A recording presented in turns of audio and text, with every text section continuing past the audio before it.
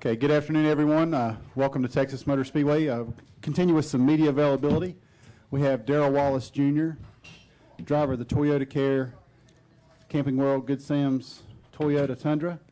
And Darrell obviously had a very big week coming off his historic win at Martinsville Speedway last weekend. And Darrell, I know you've had a very busy week and probably sick of seeing me, but talk about your week so far and obviously coming back in here to Texas this weekend where you had a good run in the spring. Yeah, it's definitely been a busy week for me, busiest of my career. But that's part of it, right? Coming off a big win at Martinsville, that was outstanding. Credit goes back to my guys on that one still, and it's just I'm still in shock over it. Hadn't had really time to let it set in, but having that clock in my new place sure is nice. And before we start out with questions, just want to let everyone know we want to congratulate Darrell. He's a brand new uncle. Sister had a healthy baby boy yesterday morning. How is she doing? She's good. She's good. My dad said she called her, I think, earlier this morning and asked what the baby was doing. And she said sleeping. He was like, well, wake her up. Wake him up. I want to talk to him. But it's all good. But we just got word that our car got towed, so back to some bad news now. I wasn't driving, so Dad was. Okay, we'll open up for questions. We'll start here with Ed, and then we'll go to Wolfgang after that. Okay. Ed Hinton, ESPN.com. Darrell, I know you said that after last week's win that you sort of had no idea of the significance of it. But I want to ask you sort of specifically, it seems like with your generation, race and ethnicity has not mattered a whole lot. And can you talk about, A, have you encountered that as an issue through your career, and B, does it surprise you after your win that it matters so much considering coming out of your generation? Yeah, I mean, it's huge, and for me, like I said, I focus on that's very important for our sport is to bring in a new face. But for me, what's important is running up front and trying to help that. I'm trying to let that settle in with the good finishes. I'm trying to let the good finishes and running up front and wins kind of take care of that itself, not as far as myself, but that's how I kind of go about it. So if I can continue to do that and get people involved, I said it yesterday. If I'm winning, that gets a kid want to get involved, which means his parents have to get involved, which means they're going to tell other people that they're getting involved, and then all of a sudden you just got a whole family involved before you know it. So if that doesn't help, then I don't know. But I'm going to continue to run up front and try to run up front.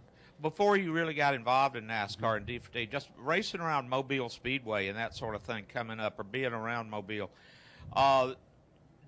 did you face any issues just around the local tracks and all? I never actually even seen Mobile Speedway. Oh, okay. I moved from there when I was 2. In Concord, though, yeah, of course. Growing up, it wasn't easy, but I was 9 and didn't know what any of that stuff meant. So I just went out there and had fun, and I still do that to this day. And now I do understand it, and now it's 2013, so all you do is laugh because it's still going on, and it shouldn't be. So use that as motivation and go out there and do better. Okay. We'll go over here to Wolfgang, and then we'll come back to Lewis, and then to Jeff. Wolfgang Monzer from Germany, Ranchport Press Agency. Darrell, in the past in America you had Wendell Scott, in open wheel you had Willie T. Ribbs, in F1 you have now Lewis Hamilton as African-American driver or English driver. Do you have still contact with these guys, with Ribbs or with Lewis Hamilton to get some advice, or maybe with Ribbs management-wise? No, I haven't. I hadn't even met Lewis or Willie T. But me and myself and Bill Lester share tweets back and forth with each other sometimes. And he just posted a picture yesterday of him on the cover of a magazine, and it said, "Are you ready?" It was from I don't know when, but "Are you ready for a new face of NASCAR?" And he posted, "I hope so," and his name is at Bubba Wallace. So that meant a lot. So to be able to go out there and kind of carry on everybody's legacy in NASCAR is huge. Okay, we'll go to Lewis and then Jeff, and then I think we have a question over here. Straight back. Hey. Lewis Frank, Speed Week. Obviously, your win generated a lot of interest across the country to some general publications. Are there any misconceptions, racing-wise, that, people would ask you? And what was the kind of like the funniest incident of telling them what you do for a living? Well, I think the best one was setting up for the Arsenio Hall show. I got a lot of questions that were like, really? But You gotta. I guess when something big happens and a lot of outlets start getting involved, a lot of outlets don't know anything about the sport, and that's one thing I forget. And then you're just like, yeah, I race cars. I didn't have a license when I started. You don't have to have a license when you start. So just stuff like that really made you laugh. But other than that, everything was a smooth sail. Okay, we'll go to Jeff. Thank and you. We'll go to Holly after that, and then we'll go back over to Stan. Okay. Jeff Gluck from USA Today. I'm sorry, did you say your car got towed? Yeah. You know what? You know where they take them from here? Yeah, Dad. I mean, it was inside the line, perfect, nice spot, front row. But they weren't having it, I guess. So it wasn't you didn't have the wrong parking pass. Or you didn't get in the lines right or I something. guess I don't know. I wasn't driving, so I just walked off. My dad was like, "We got towed." I'm like, "That's your problem, not mine." That's kind of a come down from the week you've had, don't you think? Ted? Yeah, it's like what the heck, you know?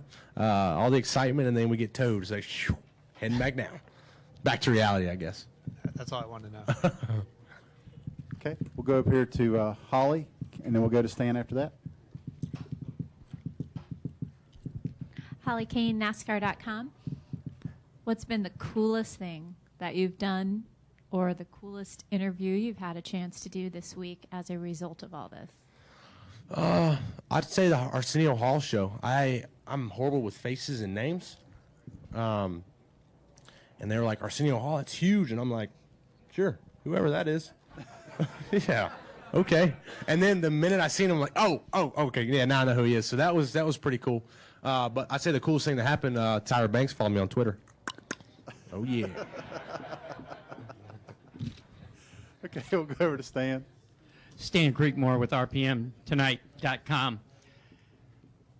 From a racer standpoint, I'm sure your victory was maybe one of the best of your career. But if you look back at your short career, was there any other victory that measured in that same way? Dover. It's another one of the. I got two of the coolest trophies in the sport right now. I just need a big one on a Sunday from Dover, but that one was huge since I just lost my my uncle that race, so it was kind of a emotional weekend for us, and we ended up winning the whole weekend, and in a freaky way, the leader. I wasn't going to win the race. The leader blew a tire with 3 to go because we kind of walked into it, and kind of like a miracle happened. So. I'd say that one was pretty close to it, but this one sure does take the cake.